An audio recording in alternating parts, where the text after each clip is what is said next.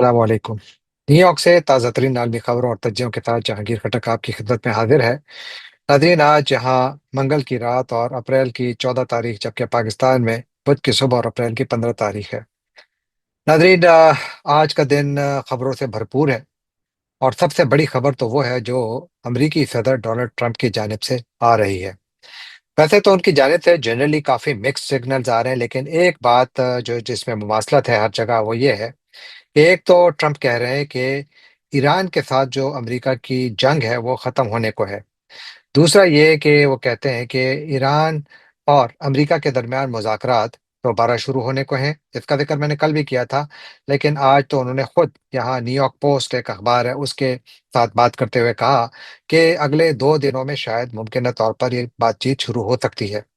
ये बातचीत या तो इस्लामाबाद में होगी और या फिर जेनीवा में होगी, लेकिन ट्रंप के मुताबिक अमेरिका की ख्वाहिश है कि इस्लामाबाद ही में हो। लेकिन अब देखते हैं कि ये बात किस तरफ बढ़ती है। ईरान ने भी इस बात की तस्दीक की है कि उसकी पाकिस्तान के साथ कुछ मैसेजिंग हुई है इस हवाले से, लेकिन ईरान ने वादे किया है कि अभी तक कोई डेट अभी तक सेटल नहीं हुई कि कब यह बातचीत होगी। लेकिन इम्कान यही जाहिर किया जा रहा है कि अगले 2 दिनों में या आने वाले वीकेंड तक ये बातचीत हो सकती है।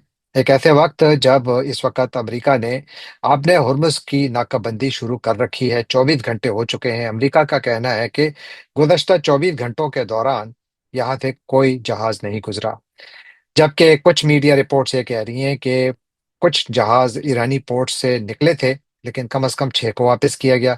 कोई कह रहा है कि 2 को वापस किया गया, जबकि कुछ जराए ये दावा कर रहे हैं कि आज चाइनीज जहाज भी यहाँ से गुजरे, उनको नहीं रोका गया, और साथ ही कुछ और जहाज भी यहाँ से गुजरे। तो गोया जो आपने हुर्मुज़ है वो बंद नहीं है, लेकिन ईरानी टैंकर्स और ईरानी तिजारत के लिए जो बंदरगाहें इस्तेमाल होती हैं, उनके लिए ये यकीनन अमेरिका के मुताबिक बंद है। लेकिन इसके हवाले से मुतज़ाद इत्तलात हैं। अमेरिका, जिस तरह मैंने अर्ज़ किया, कि इंसिस्ट कर रहा है कि इस वक्त हमने मुकम्मल तौर पर नाकाबंदी की हुई है, ईरानी तिजारत हमने रोक कर रख दी है।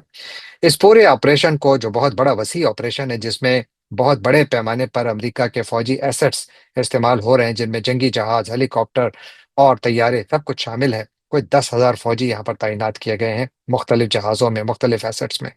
तो एक काफ़ी बड़ा ऑपरेशन है, और इस दौरान में चीन, जिसने कि कल भी वार्निंग दी थी कि हमारे जहाज़ों को ना छेड़ा जाए, इत्तला यह है कि कम से कम एक जहाज़ आज चीन का यहाँ से गुजरा और उसको नहीं रोका गया।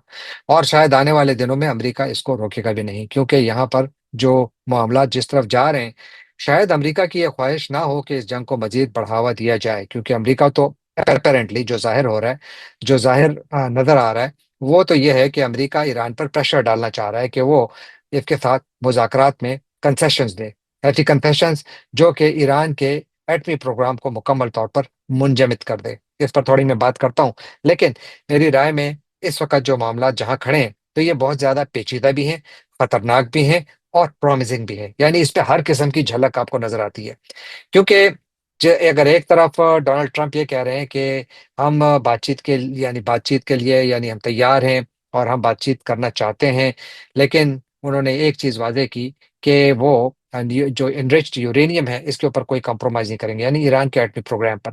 मसला ईरान का एटमी प्रोग्राम ही है।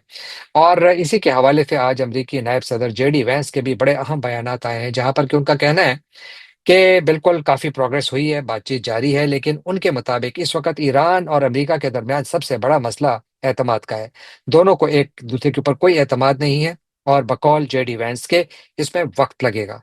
और फिर उन्होंने एक और बड़ी अहम बात कही कि सदर ट्रंप छोटे मुआहदे के हक में नहीं हैं। वो चाहते हैं कि ईरान के साथ कोई बड़ा मेजर डील हो, ताकि तमाम मसाइल एक साथ हल हों। तो यूं यहाँ पर मामलात जो हैं वो जिस तरफ जा रहे हैं, तो उसमें आपको एक झलक बहुत ज्यादा यानी प्रॉमिसिंग नजर आती है। इसीलिए आज आप देखिए, स्टॉक मार्केट ऊपर गई, पेट्रोल या डीजल और जो आलमी मार्केट में तेल की कीमतें नीचे रहीं, $100 से नीचे रहीं। जो आलमी मार्केट में ब्रेंट क्रूड जो है वो तकरीबन कोई $95 के इर्द गिर्द घूम रहा है, जबकि अमेरिकी क्रूड जो है वो कोई $86 के करीब घूम रहा है। तो तेल की कीमतों में भी जो है वो कमी आई है, थोड़ा सा इस्तेकाम आया। और आलमी स्टॉक मार्केट्स में भी काफी इस्तेकाम नहीं बल्कि वहां पर तेजी आई है, क्योंकि सबको अभी उम्मीद चल निकली है कि शायद ये जंग खत्म होने के करीब है। आज सदर ट्रंप के जो बयानात आए हैं, कई बयानात आए हैं, उनमें एक बयान पाकिस्तान के हवाले से भी है, जिसमें कि उन्होंने पाकिस्तान के फौज के सरबरा फील्ड मार्शल आसिम मुनीर की बहुत ज़्यादा तारीफ की है। उन्होंने कहा कि वो बेहतरीन काम कर रहे हैं और वो एक बेहतरीन इंसान है। लगता है कि फील्ड मार्शल आसिम मुनीर ने ट्रंप को बहुत ज़्यादा मुतासिर किया है, क्योंकि आज उन्होंने उनके ऊपर बहुत ज़्यादा उनकी यानी तारीफ की है। और फिर साथ ये कि अमेरिका भी यहाँ पर एक रियलाइजेशन है कि तकरीबन 40 दिन की जंग से अमेरिका के हाथ वो कुछ न लगा जो कि शुरू में ख्याल किया जा रहा था कि इसके हाथ लगेगा, यानी ये जंग जीती जाएगी, लेकिन ऐसा ना हुआ। ईरान की जानिब से जिस किस्म की मुदाफ़ियत या अपने दिफा की उन्होंने सलाहियत दिखाई, तो उसके बाद यहाँ पर काफ़ी जहन चेंज हुए।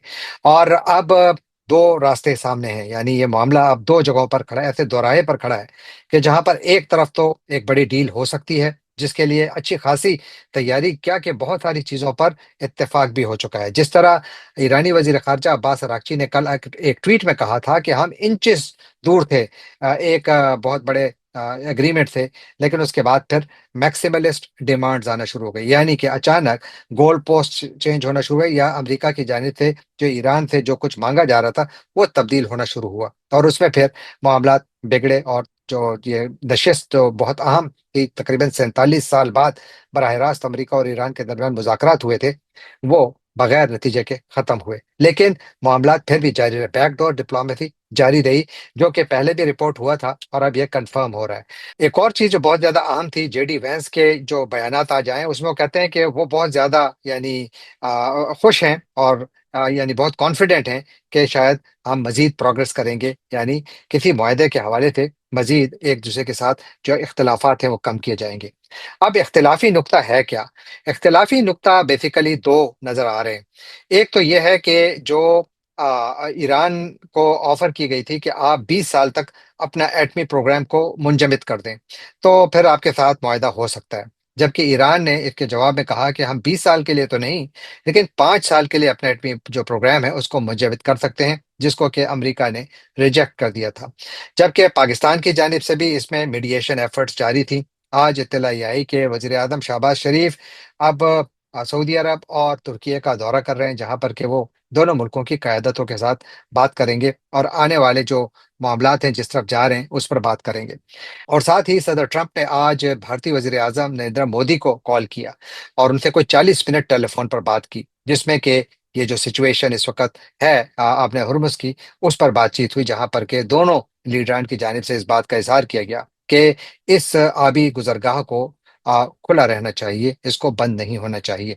तो यूं अमेरिका की जानिब से डिप्लोमेसी को वसअत भी दी जा रही है। अब तक भारत कहीं नजर नहीं आ रहा था, लेकिन आज ट्रंप ने नरेंद्र मोदी से भी राब्ता किया।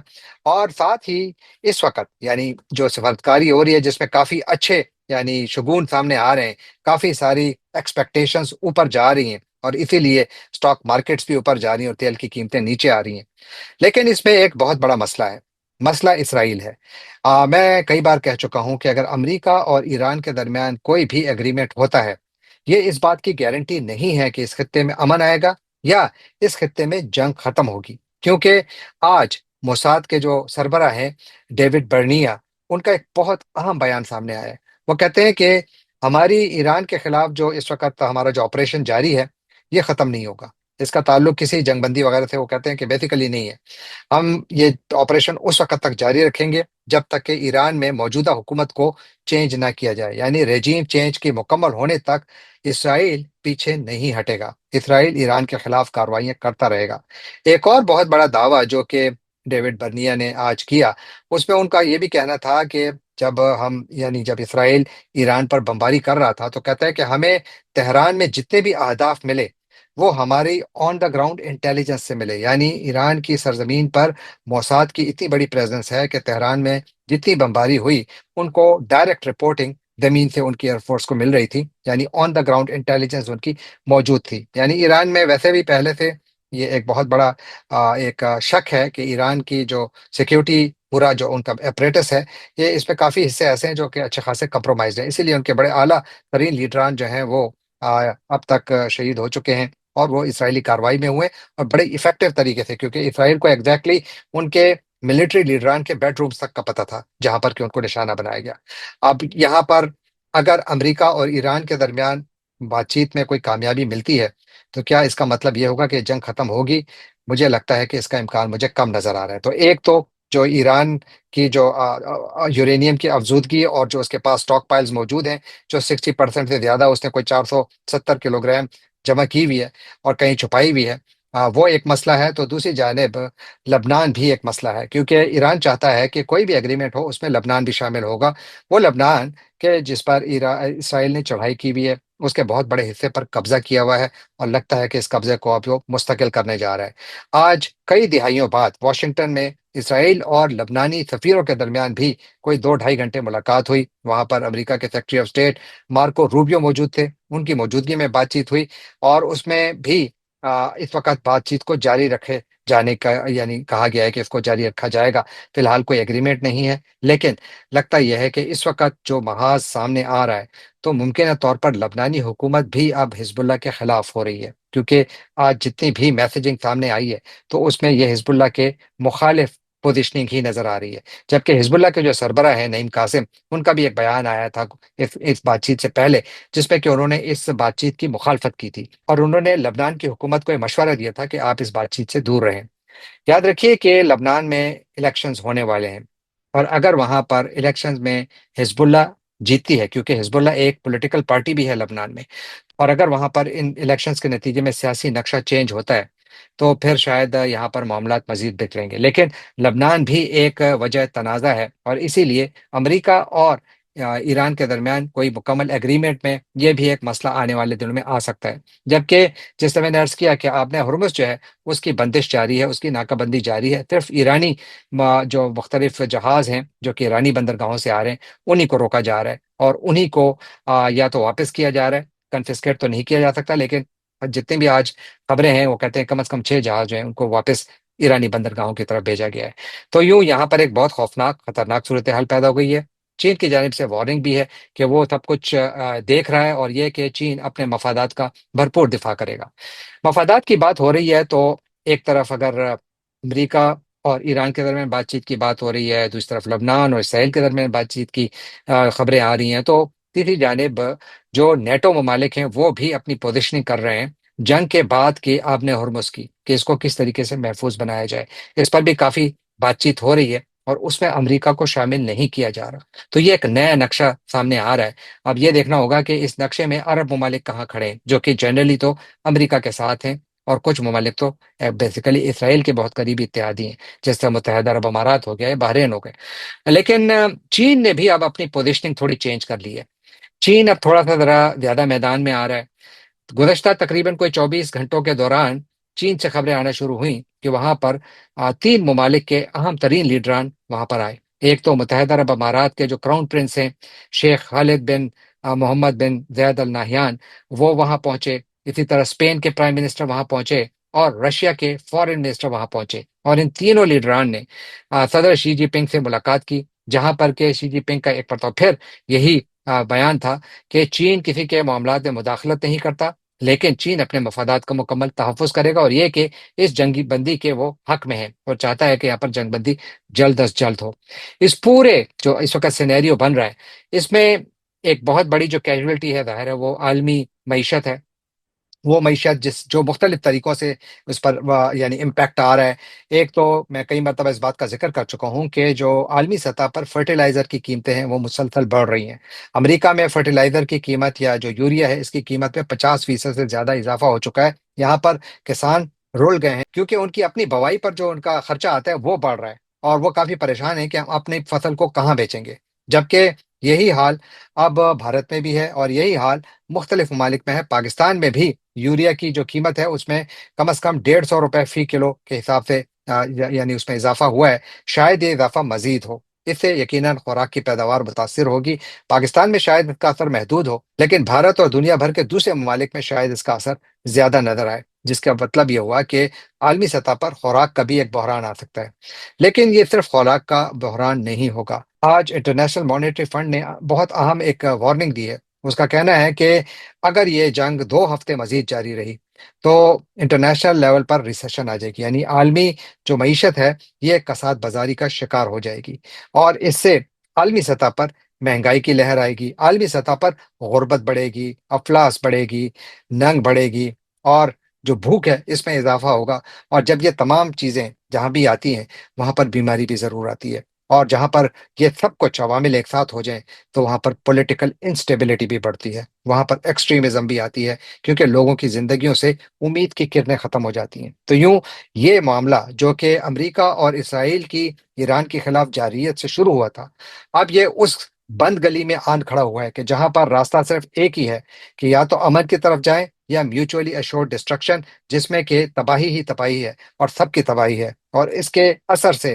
کوئی بھی محفوظ نہیں ہوگا، چاہے وہ کوئی پاکستان میں بیٹھا کسان ہو، امریکہ میں بیٹھا کسان ہو، یا کوئی بھی شخص جو کہ افریقہ یا دنیا کے کسی بھی حصے میں ہو، کیونکہ تیل کی قیمتیں ہر چیز کو مہنگا کر دیں گی، کھاد کی عدم دستیابی خوراک کی کمی کا سبب بنے گی، اور اوور آل جو اکنامک ڈپریویشن ہے، اور جو اوور آل جو لوگوں کی معاشی مشکلات ہیں ان میں اضافہ ہوگا، جو کہ نہ تو دنیا کے لیے اچھی خبر ہے، نہ پاکستان کے لیے اچھی خبر ہے۔ پاکستان ایک مرتبہ پھر عالمی سطح پر شہ سرخیوں میں ہے، پاکستان کی سفارتکاری ایک مرتبہ پھر شہ سرخیوں میں ہے۔ اب دیکھتے یہ ہیں کہ آنے والے اس دو چار دنوں میں کیا ہوتا ہے۔ اگر امریکہ اور ایران کے درمیان مذاکرات ہوتے ہیں تو مجھے ایک چیز نظر آ رہی ہے کہ امریکہ میں بھی اب اس بات کی خواہش کا اظہار کیا جا رہا ہے کہ اگر اس معاملے کو جلد از جلد نمٹا دیا جائے تو بہتر ہوگا، لیکن پھر بھی سب سے بڑا سوال تو یہ ہے کہ کیا اسرائیل کو کوئی سنبھال پائے گا؟